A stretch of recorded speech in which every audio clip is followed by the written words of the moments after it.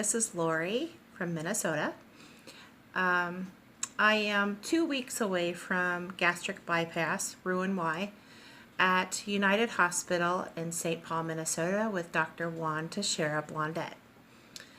I started about 8.5 months ago at 279 pounds. I'm now about 247. Today I started my 2-week pre-op diet. My doctor requires 2 weeks of full liquid diet before surgery, with the night before being all clear liquids and nothing after midnight. Today I had a Premier protein shake for breakfast, and some applesauce, unsweetened applesauce. I had the lift, Atkins lift. This is not too bad. It has a little bit of an aftertaste, but it's not bad overall. 20 grams of protein, really good. I had it on my way to my psychology appointment today. My insurance required me to see a psychologist for 6 months prior to surgery and to be in a weight loss program. But this is not bad for a snack, to pick up 20 grams of protein really quick. And I love orange, so just about anything orange. I like the Life Water blood orange. It's really good. And at lunch, I had Chike iced coffee. Again, it has 20 grams of whey protein. I put a little bit of Torani sugar-free syrup in it. I think I used the vanilla and blended it with some ice and Fairlife milk, and you end up coming up with maybe 33 grams of protein. So it's a really good pick, for that. I still have quite a few calories for today yet. It's early yet, so the Dannon Light and Fit, that's pretty good. I like the sea salt caramel. But yeah, I'll talk a little bit about psychology. I think my psychologist visits have been more of a chat session now that we've gotten all of the eating disorder type stuff out of the way. We've discussed everything. We found out what my eating triggers were, and pretty much it didn't take a lot to have me eating. I mean, if I was stressed, if I was happy, if I lost a pound, I think I would celebrate with a pint of Ben & Jerry's. And realizing that is definitely not what I needed to do, but, what I knew in my head, I just could not, work out for some reason.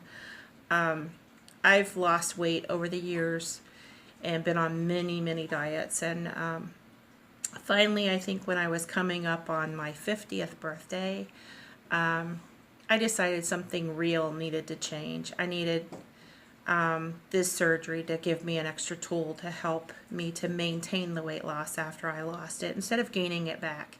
It seemed like every time I gained weight back, I gained 5-6 more pounds with it, so I ended up heavier than I had been before. And when you go in a pattern of doing that for 20 plus years, you end up with quite a bit of excess weight. But I'm really looking forward to surgery. I think it's the best thing right now. I've exhausted every other option, and I think this is something that I can do that I can actually maintain later on. Again, psychology is really important. I think it's helped me to kind of see where I had some problem areas and address those and find something to replace eating with, because I ate out of boredom, so I needed to find hobbies, something to do when I got bored other than pick up something and eat. When we moved to Minnesota about 10 years ago, we moved here from the East Coast, and I left all of my friends. I left my job, and my husband had retired from the military, and we settled out here, and he got a really good job here, so that was all great, but I didn't have to work anymore, And I think sitting here all day rattling around in the house did not help with weight loss either. I really needed to get active and I didn't. I had stopped working at a job that I was on my feet all day. I taught preschool and I was a nanny. So I was on my feet and I was busy all day and going to appointments and doing different things. And so I went from being constantly busy, working 50, 60-hour weeks to not working at all. And I think, we ended up, when we came here, our kids stayed out east. They were finished with college. They were dating and, now they're married. But we ended up being empty nesters, and I had nothing really to occupy my time. And I think I filled all of that extra time with food. I think you go into kind of a depression. It's kind of a shock when all the kids leave home and you're left with a lot of quiet, and a lot of time to think about things. And I have some anxiety issues. I take some medications for anxiety and depression. But it's been a long road, and I think finally I got to a place where I wanted to fix it. I wanted to get to the root of the problem and actually fix it. So talking with a psychologist has really helped. I never thought it would. I was really skeptical because how can talking to a complete stranger about things actually help? But it really does, because you can tell them anything and they are obligated not to tell anyone what you say. So I can say anything, and he's really great to listen and give some feedback and kind of tell me where I'm going off course a bit. But it's taught me a whole lot about myself, and I'm a lot harder on myself than I need to be. And I think a lot of us are. But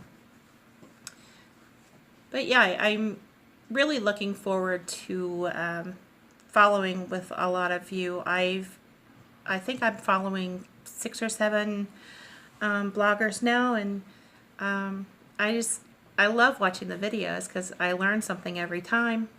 But this is getting a little long, I guess. But yeah, I'm just looking forward to being on the loser's bench with you all, and hopefully finding a surgery sister or brother who is going through this with me at the same time. I've been going back to some of your blogs where you're on your pre-op diets. I've found it interesting what you did and how you're getting through it, and so far so good.